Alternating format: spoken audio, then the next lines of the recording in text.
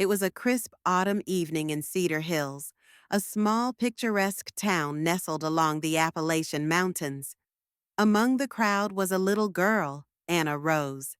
At just 8 years old, Anna wasn't like most children her age. Dressed in a delicate lavender dress and holding a worn, leather-bound Bible against her chest, she had an intensity in her wide, curious eyes. The Bible, a treasured gift from her late grandfather, was frayed at the edges but carried stories of faith and resilience that had comforted her family for generations. Before the event, Anna's mother had leaned down and whispered, "If you want to ask your question, be brave, sweetheart. You might be surprised by what you learn." Anna had nodded solemnly, clutching her Bible tighter. For weeks she had rehearsed her question, murmuring it under her breath before bedtime and scribbling it in her notebook during class breaks. As Trump began speaking, his usual topics of policy and vision for America were peppered with anecdotes and reflections. The crowd clapped politely, but there was an air of formality, a distance that often accompanied public figures. Anna sat quietly in the second row, her small hands trembling slightly as they gripped the edges of her Bible. When the floor opened for questions, a line quickly formed. Adults asked about policies, the economy, and even praised his choice of tie. Anna hesitated, shrinking into her seat, but her mother's gentle nudge spurred her to stand. Her legs felt like jelly as she walked toward the microphone, her heart pounding with every step. The room grew quieter as people noticed the petite girl stepping forward, the oversized Bible pressed tightly to her chest.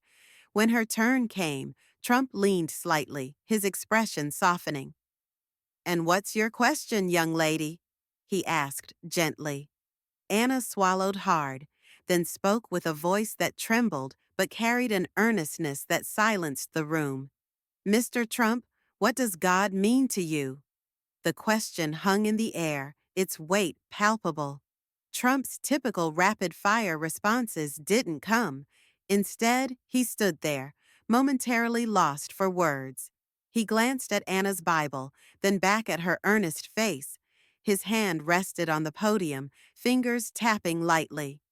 "That's a big question," he finally said, his voice softer than usual. "And one I haven't always had an answer to." The crowd leaned in, captivated. Trump began recounting a story from his childhood, growing up in New York City. He spoke of sitting in church pews, staring at stained glass windows, and wondering if God was truly listening. "My father used to tell me that faith is like climbing a ladder," he continued. "You don't always see what's at the top, but you climb anyway because you trust there's something worth reaching for." Anna's unwavering gaze seemed to encourage him to go deeper. Trump spoke of loss, specifically his brother Fred, who had been a guiding light in his life, but struggled with personal demons. "When Fred passed, I was angry at him, at myself, and at God. I thought, if God was real, why would he let this happen? But over time, I realized faith isn't about understanding everything. It's about trusting there's a reason, even when you can't see it." The room was silent, the weight of his words pressing down on everyone. Anna's wide eyes shimmered with unshed tears, her grip on the Bible loosening slightly. Trump's voice softened further. "God, to me, is the reminder that even in our darkest moments, we're not alone. He's the one who tells us to keep climbing, even when we feel like the ladder might break." Anna's mother leaned in to comfort her daughter, but Anna stood taller, her voice steady as she whispered, "My grandpa used to say the same thing." Trump smiled, a rare, tender expression. "Your grandpa sounds like a wise man," he said. The crowd erupted into applause, but Anna seemed unaware. Her small hand reached out, and Trump shook it gently.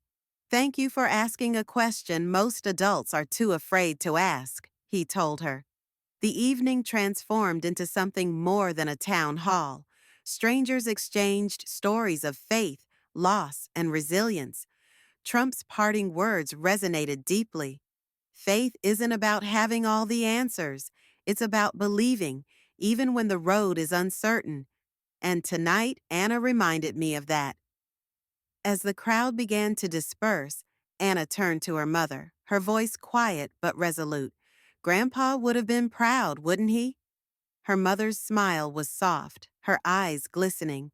He would have been amazed. The community center, now quiet, carried the echoes of a profound moment, proof that even the smallest voices can ask the biggest questions and spark the most meaningful reflections.